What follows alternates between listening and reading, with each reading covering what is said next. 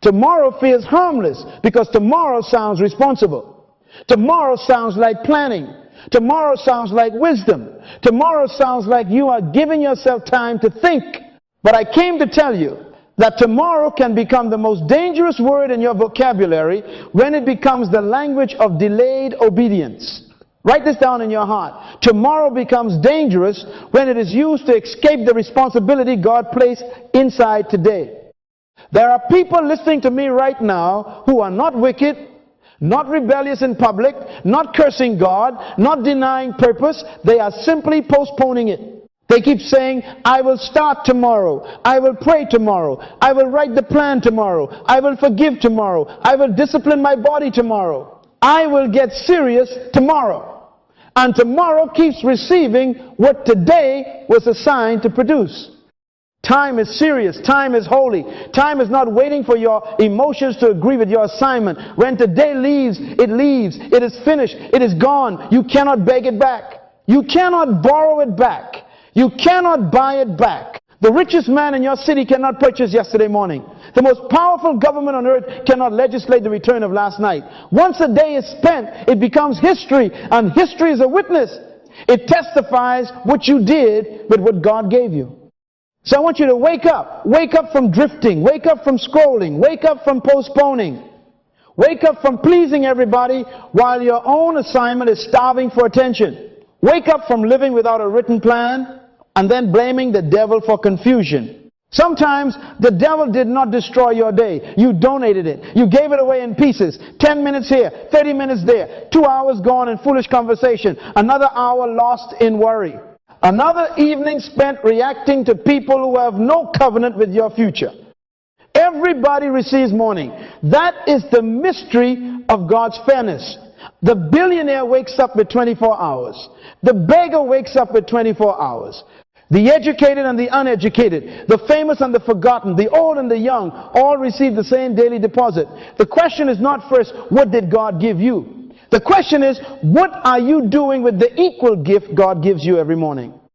The Apostle Paul says in Ephesians chapter 5, be careful how you walk. Not careless, not foolish, not casual. Careful.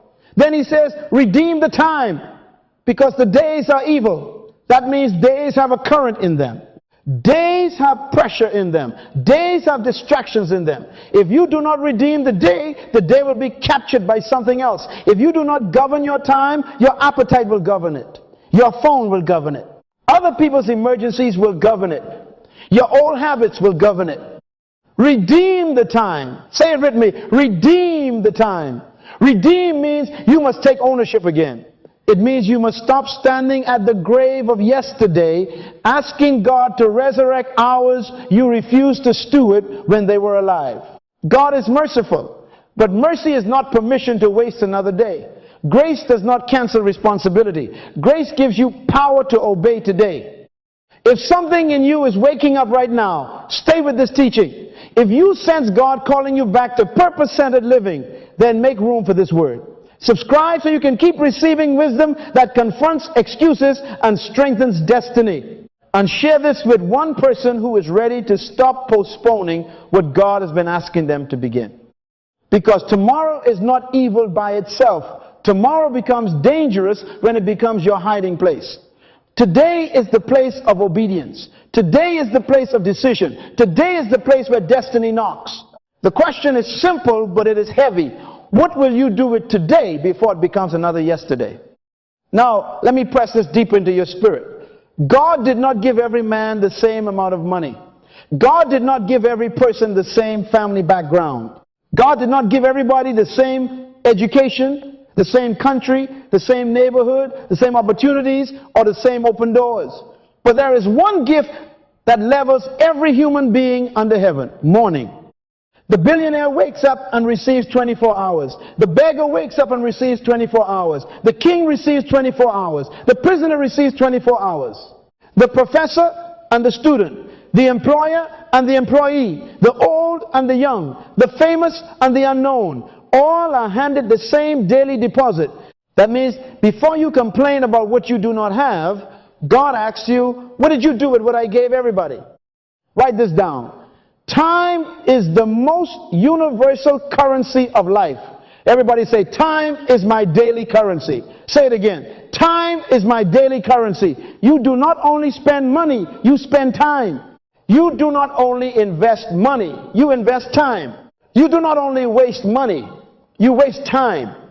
You can have time stolen by people, stolen by worry, stolen by laziness, stolen by foolish relationships, stolen by poor planning, and stolen by appetites that were never supposed to govern your destiny. Time is currency. That means every hour is buying something. Your habits are shopping for your future. Your discipline is buying a future. Your prayer life is buying a future. Your study is buying a future. Your exercise is buying a future. Your conversations are buying a future. Your entertainment is buying a future. Even when you say, I am doing nothing, you are still purchasing something. Doing nothing with time buys decay. Neglect has a price. Delay has a price. Distraction has a price. This is why you cannot treat a day casually. A day is not empty. A day is loaded with purchasing power. 24 hours can buy wisdom or it can buy confusion. 24 hours can buy strength or it can buy weakness. 24 hours can buy progress or it can buy regret. 24 hours can buy intimacy with God or it can buy distance from His voice. The tragedy is not that people do not have time. The tragedy is that they keep spending time on things they do not want to become. Your life is what you bought with yesterday's hours. That is heavy. Your current condition is not only the result of what happened to you, it is also the result of what you repeatedly gave time to. If you give time to excuses, excuses will grow. If you give time to purpose, purpose will grow. If you give time to fear, fear will mature. If you give time to faith, faith will mature. Whatever receives your time receives permission to develop. So the issue is not possession. The issue is management. The gift is equal, but the outcome is different because stewardship is different. One man spends 2 hours complaining about what he lacks. Another man spends 2 hours developing what he has. One woman spends the morning comparing her life with strangers. Another woman spends the morning building the capacity her assignment requires. Same morning, same sun, same 24 hours. Different management, different future. This removes your excuses. Money may be unequal. Access may be unequal. Favor may open doors at different seasons. But the daily deposit of time comes to all. You may not control every circumstance, but you must govern the portion of life God placed inside today. Your future is not first determined by how much time you receive. It is determined by what you buy with the time you have. Now, if time is currency, you must understand who minted it. Time did not begin as a human invention. Man invented clocks, but God created time. Man invented calendars, but God created seasons. Man invented schedules, but God created days and years. So when you waste time, you are not merely mishandling your planner. You are mishandling something God designed. Genesis chapter 1 verse 14 says, God appointed the lights in the firmament to divide the day from the night and to mark signs, seasons, days, and years. That means time was not accidental. Time was not random. Time was not created by pressure. Time was created by purpose. Before man ever had a job, before man ever had a salary, before man ever had an appointment, God had already structured creation with rhythm, order, measurement, and seasons. Write this down. Time is God's created boundary for maturity, mercy, and measurable obedience. God does not live in time. God is eternal. He is not getting older. He is not waiting for tomorrow. He does not have a birthday problem. He is the beginning and the end at the same time. But when God made man, He placed man inside time because assignment needs measurement. Growth needs measurement. Faithfulness needs measurement. Obedience needs measurement. You cannot say you are growing if time cannot measure you. You cannot say you are faithful if days cannot testify. You cannot say you are serious about destiny if months pass and nothing changes but your excuses. Time was given so that process could be seen. Time was given so that seed could become harvest. Time was given so that immaturity could become wisdom. Time was given so that desire could be tested by discipline. Ecclesiastes chapter 3 says there is a time for everything and a season for every purpose under heaven. It also says God has made everything beautiful in its time. That word beautiful does not only mean pretty. It carries the idea of fitting, complete, mature, developed. In other words, a thing becomes beautiful when it reaches the maturity of its season. A mango is not beautiful because it exists. It is beautiful when it matures. A vision is not beautiful because you announced it. It is beautiful when it has passed through process. Some of you are praying for beauty but resisting time. You want harvest but you hate process. You want authority but you despise preparation. You want influence but you will not submit to discipline. But God makes everything beautiful in its time. Not in your impatience, not in your fantasy, not in your emotional excitement. In its time. That means time is the womb of maturity. If you keep escaping process, you keep delaying beauty. This is why time is also mercy. Yesterday ended. Thank God yesterday ended. If yesterday did not end, your failure would still be happening. If yesterday did not end, your embarrassment would be eternal. If yesterday did not end, your grief would have no boundary. God put a sunset on yesterday so pain could have a limit. He put night between your mistake and your next opportunity. That is mercy. But tomorrow is possibility, not guarantee. Do not abuse tomorrow because you survived yesterday. Tomorrow is not promised to your body. Tomorrow is not promised to your business. Tomorrow is not promised to your relationships. Tomorrow exists in the mind of God, but today is the portion He placed in your hand. So you thank God for mercy, but you do not use mercy as an excuse to be careless again. Time is holy. Time is structure. Time is a divine system that makes accountability possible. This is why wasting time is not just poor productivity, it is poor stewardship. It is a spiritual issue. If God created time to mark seasons, days, and years, then every day is a witness. Every week is a report. Every month is evidence. Every year stands before God and says, this is what they did with what you gave them. That is why you cannot keep saying, I had no time. Be careful with that statement. What you may mean is, I gave time to something else. You had time to worry.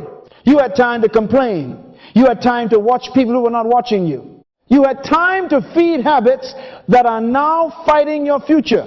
So the issue is not that time was absent. The issue is that time was assigned incorrectly. Everybody say, redeem the time. Redeem the time because time was created for purpose. Redeem the time because seasons are real. Redeem the time because maturity will not happen by accident. Redeem the time because mercy gave you another day. But accountability is asking what you will do with it. And if time has divine purpose, then wisdom cannot begin with counting money. Wisdom begins with counting days. Money can leave and return. Opportunities can close and open.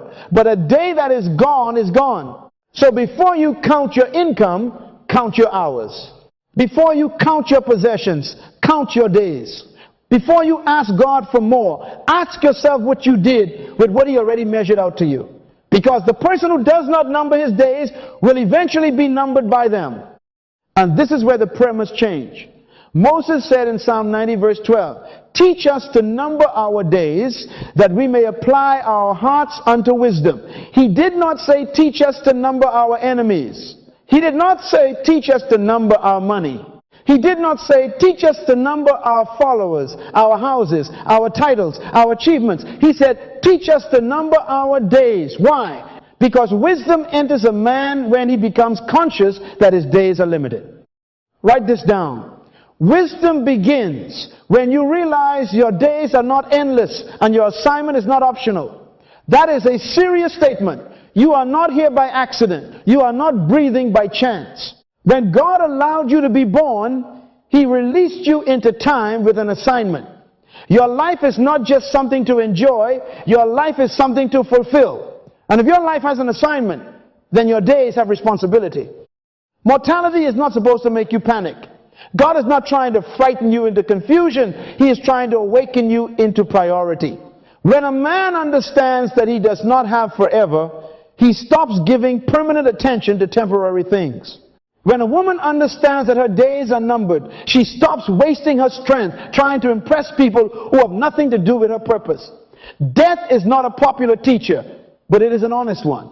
It teaches you that time is not a toy. It teaches you that delay can become disobedience. It teaches you that one day your calendar will close.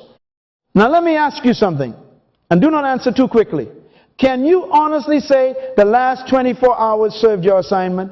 Can you honestly say yesterday made you more ready for what God called you to do? Can you honestly say your family received the best of your time, or did they receive the leftovers after the world finished with you? Can you honestly say your character was strengthened yesterday? Can you honestly say your walk with God was fed yesterday? Did you pray? Did you listen? Did you obey? Did you forgive? Did you study? Did you build? Did you govern yourself? Do not hide behind busyness. Busyness is not the same as fruitfulness. Activity is not the same as progress. Motion is not the same as obedience. Some people are busy every day and still wasting life because their busyness is not connected to their purpose. They are answering everything except destiny. They are available for everybody except God. They are tired but not transformed. They are moving but not maturing. Everybody say, number your days. Say it again, number your days. Because if you do not number them, they will number you. They will testify against you. They will stand as witnesses and say, I came with mercy, but he used me for distraction. I came with opportunity, but she used me for delay. I came with instruction, but they postponed obedience until the season passed. This is the deception of unlimited delay. Most people do not waste life all at once. They waste it one unguarded day at a time. Nobody wakes up and says, I am going to destroy my destiny today. No, they say, I will just waste this morning, then they waste an afternoon, then they waste a week, then they waste a month, then 5 years pass, and they are shocked that their life looks like their daily habits. But life is not usually lost in one dramatic moment. Life is spent in small withdrawals. 10 minutes of compromise, 30 minutes of gossip, 2 hours of entertainment with no rest in it, a whole evening of worry, a whole morning without prayer, another day with no plan, another week with no priority. And then people say, I do not know where the time went. I will tell you where it went. It went where you sent it. Time follows assignment. If you assign it to nothing, nothing will report back to you. Destiny has seasons. Please hear me. Every opportunity is not open forever. Some doors are attached to specific moments of obedience. Some people were supposed to be called this week. Some applications were supposed to be submitted last month. Some apologies were supposed to be made before the relationship hardened. Some books were supposed to be written while the burden was fresh. Some businesses were supposed to be built while the window was open. When you delay obedience, you may not only lose time, you may lose the season that time was carrying. This is why Scripture says there is a time for every purpose under heaven. Purpose does not float loosely through life. Purpose has seasons. There is a time to plant. If you miss planting season, do not shout at harvest season. There is a time to speak. If you remain silent, when truth demands courage, the moment may pass. There is a time to build. If you keep waiting until you feel ready, the materials may no longer be in your hand. But this word is not to condemn you into despair. It is to awaken you into stewardship. If you are alive, there is still a portion in your hand. If breath is still in your body, God is still allowing you to respond. You cannot recover yesterday, but you can govern today. You cannot rewrite the last 10 years, but you can stop donating the next 10 hours to foolishness. So the prayer is not merely, Lord, give me more time. The prayer is, Lord, teach me to number the time I have. Teach me to count my days until my heart becomes wise. Teach me to see morning as mercy. Teach me to see evening as accountability. Teach me to stop treating my assignment like an option. Teach me to stop giving my best hours to my lowest appetites. Redeem the time. Wake up. Wake up to your limits. Wake up to your assignment. Wake up to the seasons God has placed around your purpose. Because if your days are numbered, then your hours must be governed.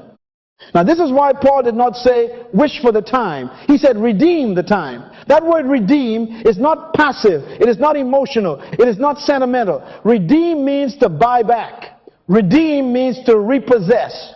Redeem means to take ownership again over something that was no longer under your control. Write this down. To redeem time is to stop surrendering your hours and begin governing them according to purpose. Some of your time has been captured. Captured by distraction, captured by fear, captured by procrastination, captured by disorder, captured by people's opinions, captured by other people's emergencies, captured by a phone that has become more powerful than your vision, captured by habits you do not even enjoy anymore, but you keep feeding them because you have not made a decision strong enough to confront them. So when God says redeem the time, He is not telling you to feel guilty over yesterday. He is telling you to take authority over today. Redemption is active. You do not wish time back into purpose. You do not cry time back into order. You do not sing time back into productivity. You redeem time by decisions. You redeem time by planning. You redeem time by priorities. You redeem time by boundaries. You redeem time by discipline. Everybody say redeem means ownership. Say it again. Redeem means ownership. If you do not own your morning, something else will own it. If you do not own your evening, appetite will own it. If you do not own your calendar, people with no assignment from God concerning your destiny will fill it with their agenda and then call you selfish when you try to obey God. Now listen to me carefully. Lost time cannot be recovered chronologically. You cannot go back to last Monday. You cannot return to the year you wasted. You cannot reverse the season when you should have studied, prepared, built, apologized, saved, prayed, or obeyed. That part is gone. It is finished. It is history. But the value of your remaining time can be reclaimed through focused obedience. That means God can take a man who wasted 10 years and make the next 10 months so governed, so disciplined, so aligned, so obedient that what remains begins to carry value again. This is mercy. Mercy does not give you yesterday back. Mercy gives you another morning and says, now govern this one. Stop standing in regret as if regret is redemption. Regret is not redemption. Tears are not always transformation. Some people cry every December and repeat the same life every January because they never convert conviction into structure. They say, Lord, I am sorry. God forgives them. Then they wake up the next morning with no plan, no priority, no boundary, no schedule, no discipline, and they waste the mercy they just received. Do not do that this time. God can forgive wasted seasons, but He still expects stewardship of the next morning. Forgiveness cleanses your heart, but stewardship must govern your calendar. Grace removes condemnation, but it does not remove responsibility. If God gives you another day, He is not only comforting you, He is trusting you. And I must speak to you like a father now. Stop blaming the thief if you keep leaving the door of your calendar open. You say, people keep wasting my time. Why is your time so available to be wasted? You say, they keep calling me. Why does every call have authority over your assignment? You say, I keep getting distracted. Why have you built no fence around your focus? You say, I had no time. No, maybe you had no government. A life without government becomes public property. Anybody can enter. Any mood can rule. Any appetite can vote. Any emergency can command. Any invitation can redirect you. But a person under purpose becomes selective. He does not hate people. He understands assignment. She is not proud. She is governed. She knows that saying yes to everything is saying no to something God required. This is why redemption requires boundaries. You cannot redeem time while leaving your life open to everything. Some conversations must end sooner. Some relationships must be repositioned. Some invitations must be declined. Some habits must be starved. Some screens must be turned off.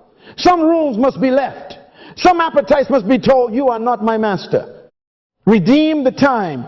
Repossess your morning from confusion. Repossess your mind from fear. Repossess your evening from entertainment that leaves you empty.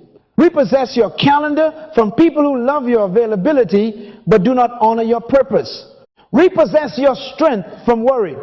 Repossess your attention from things that entertain you while your assignment waits. And do not make this mystical. Purpose must become visible. If time must be redeemed, then purpose must appear on paper.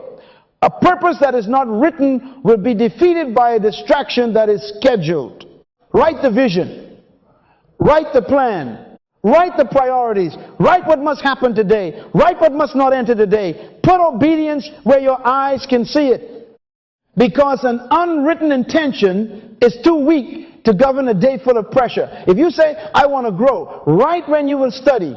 If you say, I want to pray, write when you will meet God. If you say, I want to build, write the hour you will work. If you say, I want my family healed, write the time you will be present. If you say, I want destiny, then give destiny an appointment. Redeem the time means take it back. Take it back from excuses. Take it back from disorder. Take it back from delay. Take it back from everybody who spends your life and leaves you with regret. God has given you time, but stewardship is your answer. And the first proof that you are serious about redeeming time is that your purpose becomes clear enough to plan. So the next question is practical. If purpose must appear on paper, when do you write it? You write the day before the day begins. Do not wait until the morning is already screaming. Do not wait until the phone is already ringing. Do not wait until people have already entered your mind with their demands. A day must be documented before it is attacked. Write this down. Undocumented time is vulnerable time. If your hours are not written, they are exposed. If your morning has no assignment, pressure will give it one. If your afternoon has no direction, somebody else's emergency will become your schedule. If your evening has no purpose, appetite will become your master. This is why a day without a plan becomes someone else's property. You say, I have desire. Desire is not enough. Many people desire a better life and still live a disordered day. You say, I have vision. Vision is powerful, but vision without daily assignment becomes imagination. You say, I pray. Prayer is necessary, but after God gives direction, you must obey with structure. Prayer gives direction. Vision gives destination, but a written plan gives the day assignment. God is not against planning. God is a planner. Before he created man, he prepared the garden. Before he gave Adam assignment, he created environment. Before Christ came into the world, prophecy had already announced the timing. Heaven does not operate by confusion. Heaven operates by order. So if you say you are spiritual, but your life is disorderly, your spirituality has not yet governed your schedule. Let me give you the order. Number one, identify the purpose of the day. Ask, what must this day serve? Not what do I feel like doing, not who is demanding me, not what is loudest. What must this day serve? Does this day serve preparation? Does it serve healing? Does it serve building? Does it serve leadership? Does it serve family? Does it serve obedience? A day without purpose will be filled with noise. Number two, select the priorities. Everything cannot be first. If everything is important, then nothing is governing. You must decide what matters most before the day begins. Number three, assign time blocks. Do not merely write tasks. Give them time. Prayer at this hour, study at this hour, work at this hour, family at this hour, exercise at this hour, rest at this hour. If you do not put a time beside it, it is still a wish. Number four, protect the most important work. The thing that carries destiny must not be left for the weakest part of the day. Some of you give your best energy to other people's business and then give God's assignment your tired leftovers. That is not stewardship. Put the weightiest work where your strength is highest. Guard it. Turn off what must be turned off. Close what must be closed. Tell some people, I am not available at that time. Number five, review the outcome. At the end of the day, do not just fall asleep. Judge the day. Ask, did my hours obey my purpose? Did I keep my priorities? Did I lose time to distraction? What must be corrected tomorrow? Review is how wisdom grows. A man who never reviews his day will repeat his disorder and call it life. Now hear me carefully. Busyness is not proof of productivity. Being tired does not mean you were fruitful. Sweat is not always success. Activity is not always assignment. You can run all day and still be running away from purpose. You can answer every message, attend every meeting, satisfy every demand, and still neglect the one thing God required from you. Some people are exhausted because they are productive. But some people are exhausted because they are ungoverned. They are tired from interruptions, tired from people pleasing, tired from scattered attention, tired from reacting to everything. Their body is weary, but their destiny is still hungry. That is a tragedy.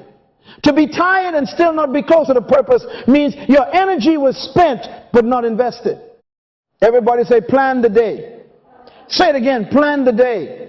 If you do not assign your hours to purpose, your hours will be assigned to pressure. Pressure is always looking for empty space. Distraction is always looking for undocumented time.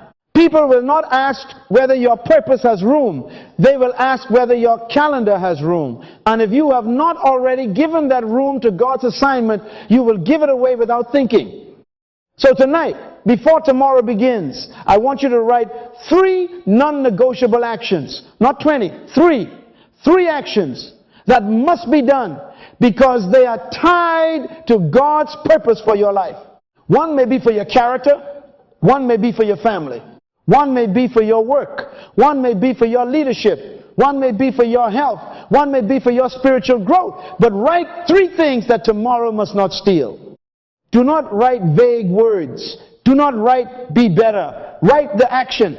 I will pray for 30 minutes. I will study this chapter. I will call my son. I will finish this proposal. I will walk for 40 minutes. I will apologize. I will prepare the lesson. I will save this amount. I will turn the screen off by this hour. Make obedience measurable. Because what cannot be measured cannot be managed. And what cannot be managed cannot be multiplied. God blesses stewardship, not confusion. He blesses obedience, not fantasy. He blesses the seed you plant, not the harvest you only imagined. But now we must go deeper. A plan is only paper until priorities have authority. You can write a beautiful schedule and still betray it by appetite.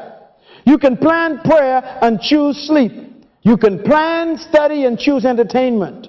You can plan family and choose work that feeds your ego. So the next issue is not whether you wrote the plan. The next issue is whether your priorities are strong enough to govern your choices. That means priority is not what you admire. Priority is not what you discuss. Priority is not what you intend to do when life becomes convenient. Priority is the thing that receives first claim on your time, your energy, your attention, and your resources. Write this down. Priority is first claim. Not last claim. Not leftover claim. Not accidental claim. First claim. So if God is first, He cannot keep receiving the tired part of your day. If your family is priority, they cannot keep receiving the exhausted part of your emotions. If your health is priority, your body cannot keep receiving whatever's left after appetite finishes voting. If your assignment is priority, it cannot keep waiting behind every invitation, every notification, every mood, every urgent voice that knows how to make noise. Everybody say first claim. Say it again, first claim. Because your real purpose is revealed by what consistently receives your time. Not what you put on a vision board. Not what you posted. Not what you promised in January. Your calendar is more honest than your mouth. Your habits are more honest than your confession. Your bank statement, your screen time, your conversations, your mornings, your evenings, they are testifying. They are saying, this is what you really value. This is why purpose must judge every invitation. Please hear me carefully. Not every open door is your door. Some doors open to distract you. Some doors open to flatter you. Some doors open because people discovered you are gifted, but they do not care whether that gift is assigned to them. Opportunity is not always assignment. An invitation is not always instruction. An urgent voice is not always a divine voice. Some of you are losing destiny because you keep calling every demand an opportunity. You say, but they ask me. That does not mean God assigned you. You say, but they need me. That does not mean you are the answer. You say, but the door opened. That does not mean it leads to your purpose. Before you enter a door, ask destiny, where does this take me? Before you say yes to a voice, ask purpose, what will this cost me? Before you give your morning away, ask God, is this what you wanted first? Destiny decisions are different from emotional decisions. Emotion asks, how does this feel right now? Destiny asks, what will this produce in 5 years? Emotion asks, will they like me? Destiny asks, will this make me faithful? Emotion asks, can I enjoy this? Destiny asks, can I harvest this? Emotion asks, can I escape discomfort? Destiny asks, will this strengthen my capacity for obedience? Many people are emotional with their time. They give hours to what feels good and minutes to what matters. They give attention to what excites them and neglect what develops them. They choose comfort now and call it self-care. But 5 years later they inherit weakness. They choose applause now and call it opportunity. But 5 years later they discover they were famous for everything except their assignment. Make decisions based on your destiny. Not your mood, not your loneliness, not your insecurity, not your need to be approved, not your fear of missing out. Destiny must become the judge. If it does not serve your purpose, it must not govern your calendar. Now, what are destiny-aligned priorities? Spiritual formation is priority. Prayer is priority. The word is priority. Your inner man must be fed, because a weak spirit cannot govern a strong appetite. Health is priority. Your body is the house your assignment lives in. Do not destroy the vehicle and then ask God why the journey is hard. Study is priority. Skill development is priority. You cannot keep praying for promotion while refusing preparation. Family responsibility is priority. Do not build a public success on private neglect. Disciplined work is priority. Excellence is priority. Service is priority. Your gift was not given merely to decorate your life. It was given to solve a problem in the earth. But these priorities must have time. Do not tell me prayer is priority if it has no appointment. Do not tell me health is priority if it has no discipline. Do not tell me family is priority if they only get your irritation. Do not tell me study is priority if entertainment owns your evening. Do not tell me purpose is priority if every week passes and your assignment receives no focused labor. Here is your assignment. Audit the last 7 days. Not your intentions, your actual days. Look at the last 7 mornings. Look at the last 7 evenings. Look at your conversations. Look at your spending. Look at your screen. Look at your energy. Look at what you postponed and what you protected. Then ask yourself, what does my calendar say I truly value? That question will preach to you. Your calendar may say you value comfort more than growth. It may say you value other people's opinions more than obedience. It may say you value distraction more than destiny. It may say you value money more than family. It may say you value noise more than wisdom. Do not be offended by the audit. Be corrected by it. Because once priorities become clear, boundaries become necessary. A priority without a boundary is still vulnerable. If you know what is first, then you must protect it from people, habits, and opportunities that do not serve your assignment. You cannot keep saying purpose is important while allowing everything else to interrupt it. So now we must talk about protection. Because the moment you establish priorities, they will be tested. People will test them. Habits will test them. Opportunities will test them. Emergencies will test them. And if your priorities have no fence, your destiny will keep being trampled by demands that were never sent by God. That is why boundaries are not rejection. Boundaries are protection. A boundary does not mean you do not love people. A boundary means you understand that what God gave you must be guarded. You cannot fulfill a God-given assignment while leaving your time unprotected from every demand. Write this down. Unprotected time will always be invaded. If you leave your calendar open, People will walk into it with their confusion, their pressure, their crisis, their appetite, and their unfinished business. And some people have no plan for their own life, but they have many plans for yours. They did not wake up with purpose, but they will wake you up with pressure. They did not discipline their week, but they will interrupt yours. They did not prepare, but now they want your emergency response. Now hear me carefully. Compassion is not the same as captivity. Love does not require foolish availability. Generosity must be governed by discretion. If you give without wisdom, people will not only receive your help, they will begin to manage your life. And some people do not need your time. They need their own discipline. Some people do not need your rescue. They need correction. Some people do not need another conversation. They need obedience. Jesus loved everybody, but he did not make himself available to every demand. There were times he withdrew. There were times he went to pray. There were times people searched for him, but he was governed by assignment. He said, my time is not yet. Everybody say, my time matters. Say it again, my time matters. If the Son of God respected timing, why do you live as if every voice has a right to your hour? This is why you must inventory your associations. Do not just inventory your money, inventory your people. Who sharpens your purpose? Who drains your focus? Who makes you more obedient? Who delays your obedience? Who makes you courageous? Who keeps you loyal to yesterday? Who always pulls you back into the version of you that God is trying to deliver you from? Some relationships are not evil, but they are expensive. They cost you focus. They cost you peace. They cost you momentum. They cost you clarity. They cost you evenings, mornings, weekends, and seasons. And if you are not careful, you will keep calling it loyalty when it is really bondage to familiarity.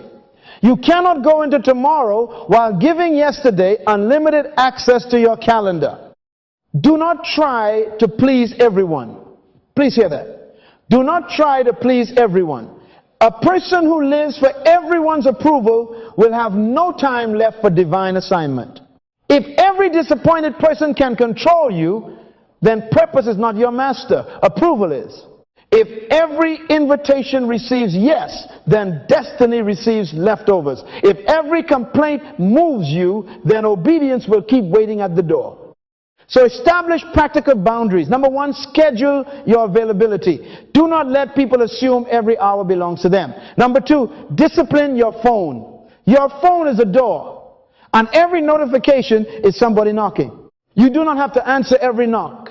Number three, limit distractions before they become habits. Turn off what keeps turning you away from purpose. Number four, practice an honest no. Not a lying no. Not a guilty no. Not an angry no. A clean no. I cannot do that. I am not available. That does not fit this season. Number five, protect deep work and prayer time like an appointment with destiny, because it is. If prayer is scheduled, protect it. If study is scheduled, protect it. If your assignment requires 2 uninterrupted hours, protect them. Do not apologize for obeying God with your calendar. Some of you need to stop explaining your boundaries to people who benefit from you not having any. If they only love you when you are accessible, they may not honor your assignment. Redeem the time. Redeem it from unnecessary calls. Redeem it from emotional manipulation. Redeem it from meetings that produce nothing. Redeem it from conversations that repeat the same problem with no intention to change. Redeem it from people who want your attention but not your wisdom. Redeem it from every demand that makes noise but produces no fruit. But now listen, after you guard your time from people, you must guard it from yourself. Because sometimes the thief is not outside the door. Sometimes the thief is in your habits. Sometimes nobody called you and you still wasted the hour. Nobody invited you and you still escaped into distraction. Nobody interrupted you and you still postponed obedience. So the next confrontation is personal. After you protect your calendar from other people's emergencies, you must wake up from the habits that are spending your life. Now we have come to the thief that does not need a key. He lives inside your choices. He does not break into your house. He waits for you to cooperate with him. His name may be procrastination. His name may be entertainment. His name may be laziness. His name may be fear. His name may be perfectionism. His name may be lack of self-command. But whatever name he uses, he is spending your life. Wake up. Wake up from drifting. Wake up from excuses. Wake up from waiting to feel ready. Wake up from calling delay process when it is really disobedience. Wake up from saying, one day I will begin. One day is not on the calendar. God gave you this day. This is the day with an address. This is the day with breath in it. Paul said, be careful how you live, not as fools but as wise, redeeming the time. Why? Because evil does not always arrive as wickedness. Sometimes evil arrives as wasted opportunity. Sometimes evil arrives as an hour you never governed. Sometimes evil arrives as a habit that makes you comfortable while your purpose remains unemployed. Write this down. Every wasted habit is spending life on a future you may not want to inherit. Procrastination is dangerous because it pretends to be harmless. It says, I will do it tomorrow. But procrastination is often pride disguised as delay because it assumes tomorrow belongs to you. Who told you that you own tomorrow? Who guaranteed you another morning? Who promised that your strength, your opportunity, your clarity, your relationships, your open door will still be waiting when you finally decide to obey? You say, I am not ready, then prepare. You say, I am afraid, then obey afraid. You say, I might fail, then fail, moving toward purpose, not sitting in comfort. Failure in obedience teaches you, delay in disobedience deceives you. Some of you are not waiting on God. God is waiting on you to stop using prayer as a hiding place from action. Then there is entertainment addiction. I am not against rest. Rest is holy when it restores you for purpose. But escape is not rest. Numbness is not rest. Scrolling for 3 hours and rising empty is not rest. Watching other people live while your own assignment waits is not rest. You laugh, you click, you watch, you consume, and when you are finished, destiny has not moved 1 inch. Wake up from entertainment that is training you to be passive. Wake up from the screen that feeds your appetite and starves your vision. Wake up from the habit of always needing noise, because silence would force you to face your life. Some people cannot sit alone for 10 minutes because purpose begins to speak and they do not want to hear what obedience will cost. Then there is laziness. Laziness is not always lying in bed. Sometimes laziness is doing easy things to avoid necessary things. Sometimes laziness is staying busy with small tasks so you can avoid the work that requires courage. Sometimes laziness is spiritual language without disciplined labor. You cannot pray a field into harvest if you refuse to plant seed. God blesses work. He does not bless fantasy.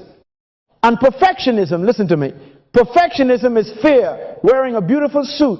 It says, I want it excellent, but many times it means I do not want to be judged. So you keep editing what you should release. You keep preparing what you should present. You keep delaying the step because you want applause before you risk obedience. Excellence is good. Perfectionism is bondage. Excellence improves the work. Perfectionism imprisons the worker. Everybody say discipline. Say it again, discipline. Discipline is not punishment. Discipline is the servant of purpose. Discipline is the protector of potential. Discipline tells your appetite, you cannot spend this hour. Discipline tells your fear, you cannot cancel this assignment. Discipline tells your body, we are going to rise. Discipline tells your mind, we are going to focus. Discipline tells your future, I am coming prepared. A man without self-command is a city without walls. Anything can enter, any feeling can rule, any desire can vote, any distraction can govern. But when purpose takes command, your habits must bow. You do not wait until you feel discipline. You practice discipline until your feelings learn obedience. Now I want you to name one habit, not 10, one. Name the habit that is quietly buying a future you do not want. Is it the phone at night? Is it sleeping through your best hours? Is it avoiding hard conversations? Is it spending money you should steward? Is it eating what is destroying your energy? Is it postponing study? Is it rehearsing offense? Is it entertaining fear until it becomes your counselor?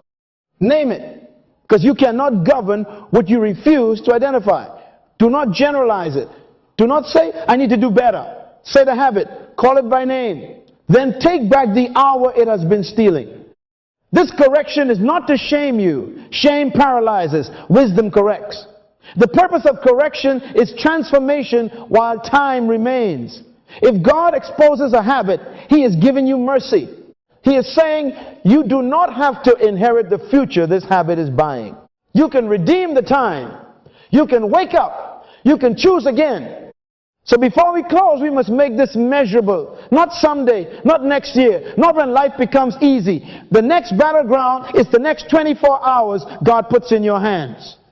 Now, what will you do with the next 24 hours? Not the next dream, not the next excuse, not the next emotional promise, the next 24 hours. Everybody say 24 hours. Say it again, 24 hours. That is where destiny is negotiated. That is where character is proven. That is where purpose either receives obedience or receives another apology. We have walked through this carefully. Time is the equal currency. The billionaire and the beggar both wake up at the same morning. God created time to mark seasons, days, and years. Mortality teaches us that our days are numbered, and wisdom begins when we number them before they number us. Redeeming time means taking ownership again. Purpose must direct the hour. Planning must assign the hour. Priorities must govern the hour. Boundaries must protect the hour. Discipline must multiply the hour. This is not just time management. This is life management under God. Write this down. Destiny is not built by wishing for another life. Destiny is built by redeeming the 24 hours God placed in your hands today. So here is your challenge. Before you sleep tonight, design tomorrow. Do not wait until tomorrow arrives. Tomorrow is too expensive to enter without instruction. Before your head touches the pillow, write tomorrow's 3 purpose priorities. 3, not 30. Not a page full of guilt. 3 priorities that must receive obedience because they are tied to God's original purpose for your life. Number 1 may be prayer. Number 2 may be study. Number 3 may be a work assignment. It may be a conversation you have avoided. It may be exercise. It may be finishing what you started. It may be forgiving somebody. It may be correcting your finances. It may be spending focused time with your children. But write them down.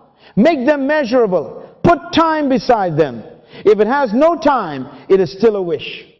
Then remove one time thief. Not all of them tonight. 1. Identify the thief that most consistently steals your obedience. Is it your phone? Put it away. Is it late night entertainment? Shut it down. Is it unnecessary talking? End the conversation.